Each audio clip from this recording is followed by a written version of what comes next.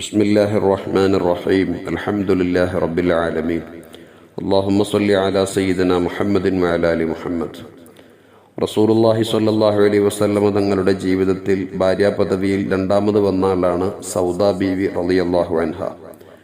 ഖദീജ ബീവിയുടെ വഫാത്ത് റസൂലുള്ളാഹി സ്വല്ലല്ലാഹു അലൈഹി വസല്ലം തങ്ങളെ മാനസികമായിട്ട് വല്ലാതെ പ്രയാസപ്പെടുത്തിയ സമയം, സങ്കടപ്പെട്ടു നിൽക്കുന്ന സമയം, ആരും മുത്തുനബിയോട് മറ്റൊരു വിവാഹം കഴിക്കാൻ നേരിട്ട് പറയാൻ വിഷമിച്ചിരിക്കുന്ന ഒരു സമയം. അന്നേരമാണ് ഹൗല ബിൻത് ഹക്കീം അസ്സലീമിയ എന്നൊരു സഹോദരി സൗദ ബീവിയുമായിട്ടുള്ള കല്യാണത്തെക്കുറിച്ച് റസൂലുള്ളാഹിനോട് സംസാരിക്കുന്നത്. സൗദ ബീവി ഇസ്ലാമിന്റെ ആവിർഭാവത്തിൽ മക്കയിലുള്ള സമയത്ത് തന്നെ ആദ്യമായിട്ട് ഹിജറ നടന്നത് എത്യോപ്യയിലേക്കാണ്. എത്യോപ്യയിലേക്ക് ഹിജറ പോകുമ്പോൾ പ്രിയപ്പെട്ട ഭർത്താവ് സഖ്റാൻ ബിൻ അംർ ബിൻ അബൂദ് എന്നു പേരുള്ളവർ രണ്ടുപേരും ഒന്നിച്ച് ഇസ്ലാം സ്വീകരിച്ചവരാണ്. മക്കയിൽ ഖുറൈശികൾ ശക്തമായ പീഡനം ചെയ്തപ്പോൾ, വല്ലാതെ ബുദ്ധിമുട്ടിച്ചപ്പോൾ, ഭർത്താവും അതുപോലെ തന്നെ ഭാര്യ സൗദ ബീവിയും അവരുമായി ബന്ധപ്പെട്ട കുറഞ്ഞ ആളുകൾ എത്യോപ്യയിലേക്ക് ഹിജറ പോകാൻ റസൂലുള്ളാഹി കൽപ്പിച്ചു. അതനുസരിച്ച് അവർ എത്യോപ്യയിലേക്ക് പോവുകയും എത്യോപ്യയിലെത്തി അല്പ ദിവസങ്ങൾക്ക് ശേഷം ശക്തമായ രോഗം പിടിച്ച് സഖ്റാൻ അവിടെ വെച്ച് മരണപ്പെടുകയും ചെയ്തു. സത്യത്തിൽ സൗദ ബീവിയുടെ ഒറ്റപ്പെടുകയാണ്. കാരണം കുടുംബക്കാർ മുഴുവനും ബഹുദൈവാരാധകന്മാരും ഇസ്ലാമിന്റെയും റസൂലുള്ളാഹിന്റെയും ശത്രുക്കളായിട്ട് മാറിയ ആളുകൾ. അവരിൽ നിന്നാണ് റസൂലുള്ളാഹിനെ കൊണ്ട്, അള്ളാഹുവിനെ കൊണ്ട് വിശ്വസിച്ച സൗദ ബീവി മുസ്ലിം ആവുന്നത്. പക്ഷെ കൂടുതൽ ധൈര്യം ഉണ്ടായിരുന്നത് ഭർത്താവാണ്, സഖ്റാനാണെങ്കിൽ രോഗം പിടിപെട്ട് മരണപ്പെടുകയും ചെയ്തു. വളരെ സങ്കടത്തോടുകൂടെ തിരിച്ച് മഹദി മക്കയിലേക്ക് തിരിച്ചു വന്നിരിക്കുന്നു. ഈ സമയത്താണ് മുത്തുനബി സല്ലല്ലാഹു അലൈഹി വസല്ലം തങ്ങളോട് ഹൗല ബിൻത് ഹക്കീം അസ്സലീമിയ എന്ന് പറയുന്ന സഹോദരി ഇവരെ കല്യാണം കഴിക്കലുമായി ബന്ധപ്പെട്ട വിഷയം സംസാരിക്കുന്നത്. നബി സല്ലല്ലാഹു അലൈഹി വസല്ലം തങ്ങൾ ഖദീജ ബീവിയുടെ വഫാത്ത് മൂലം പ്രയാസപ്പെടുന്നു. സൗദ ബീവിയോട് ഈ കല്യാണക്കാര്യം ഹൗല പോയിട്ട് പറഞ്ഞപ്പോൾ അവർക്ക് താല്പര്യക്കേടൊന്നുമില്ല. എനിക്ക് വേണ്ടത് റസൂലുള്ളാഹിന്റെ ഭാര്യ പദവി മാത്രമേ വേണ്ടുള്ളൂ.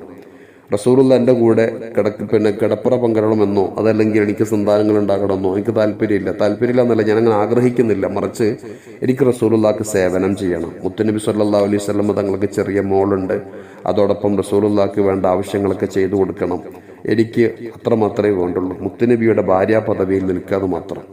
ചരിത്രത്തിൽ കാണാൻ പറ്റും, റസൂലുള്ളാഹി സ്വല്ലല്ലാഹു അലൈഹി വസല്ലം തങ്ങൾ സൗദ ബീവിയെ കല്യാണം കഴിച്ച് കുറച്ച് കാലങ്ങൾക്ക് ശേഷമാണ് ആയിഷ ബീവിയെ കല്യാണം കഴിക്കുന്നത്. ആയിഷ ബീവി കൃത്യമായി പറയുകയാണെങ്കിൽ റസൂലുള്ളാഹിന്റെ ഭാര്യമാരിൽ പരിപൂർണ കന്യകയായിട്ട് മറ്റൊരു ഭർത്താവിൽ വേളി കഴിക്കപ്പെടാതെ റസൂലുള്ളാഹിന്റെ ജീവിതത്തിൽ വന്ന ഒരേ ഒരു ഭാര്യ അത് ആയിഷ ബീവി മാത്രമാണ്.